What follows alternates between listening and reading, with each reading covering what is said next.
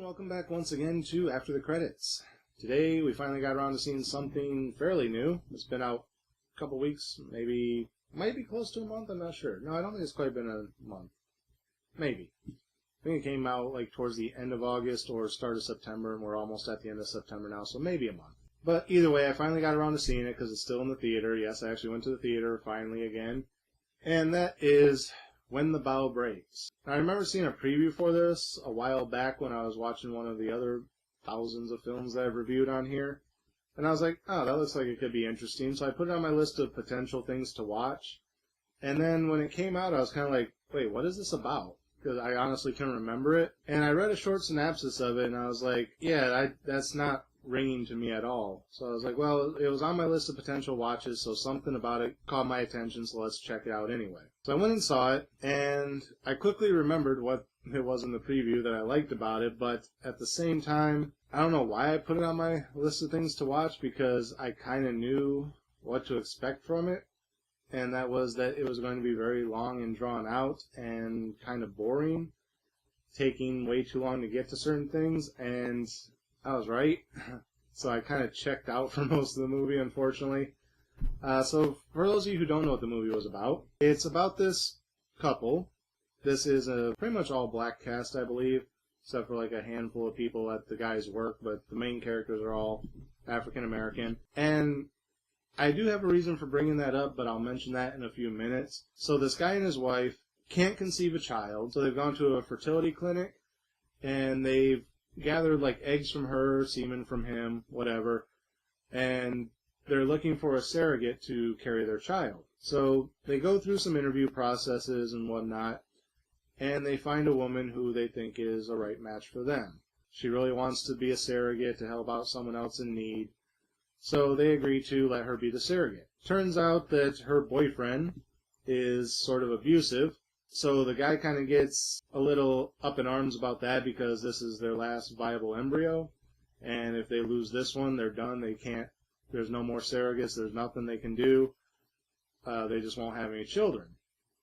So he kind of gets defensive of the girl, and he's like, look, you know, he's just going to keep hurting you, and we don't want to lose our child, so you're going to come live with us. There's a little bit of a war with the guy and the boyfriend, and it's all kind of over jealousy. We find out that the boyfriend's kind of forcing her to be a surrogate to get the money, but at the same time, it seems like she's really wanting to do it, like she really cares about this couple and the baby and everything. So the guy's taken care of, and the girl moves in with the family. And of course, it kind of turns into what you would expect it to. The wife's not around that much. She's out of town for work and whatnot, and the surrogate kind of falls for the guy and kind of starts making her move, like, you know, I'm carrying your baby, not your wife, you know, you don't really love her, you could get rid of her and we can be together and raise our baby together. But of course the guy loves his wife, and he doesn't tell his wife, so eventually it leads to that standard confrontation of, oh, he forced himself on me and all this and this. One thing I will give this movie credit for is the wife actually isn't completely stupid in this one. Where normally in a situation like this, the wife would believe the girl and then later find out that the girl was lying all along, but by then it's too late.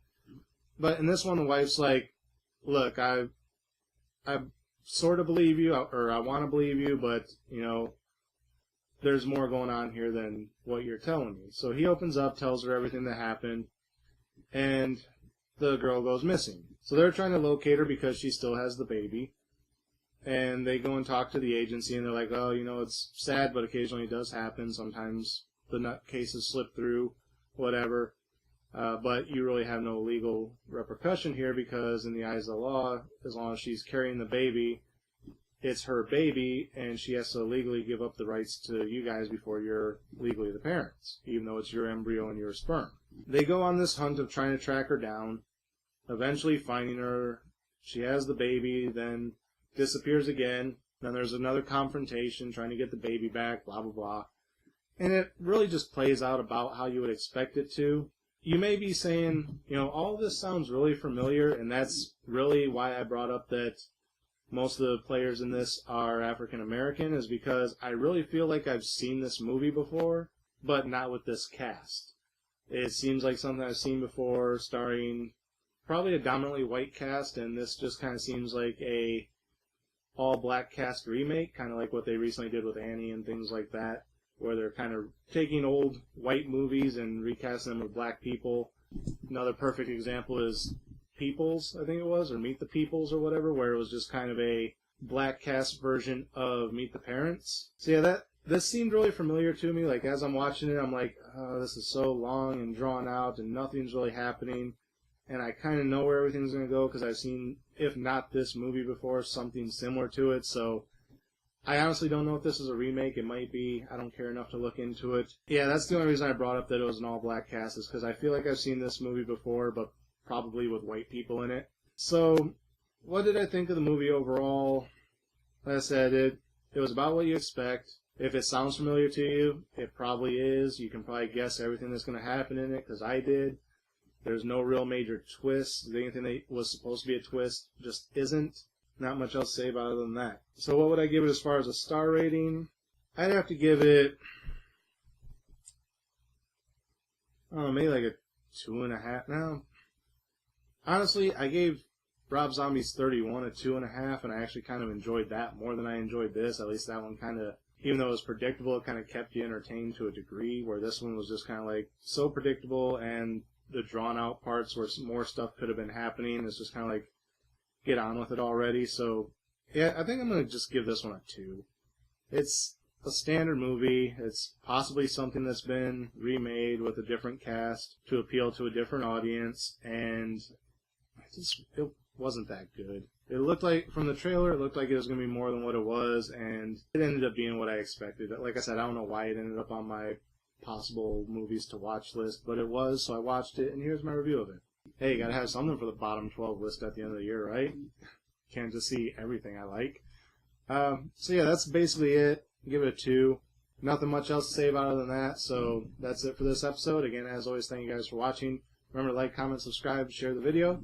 The links are in the description, and until next time, we'll see you after the credits.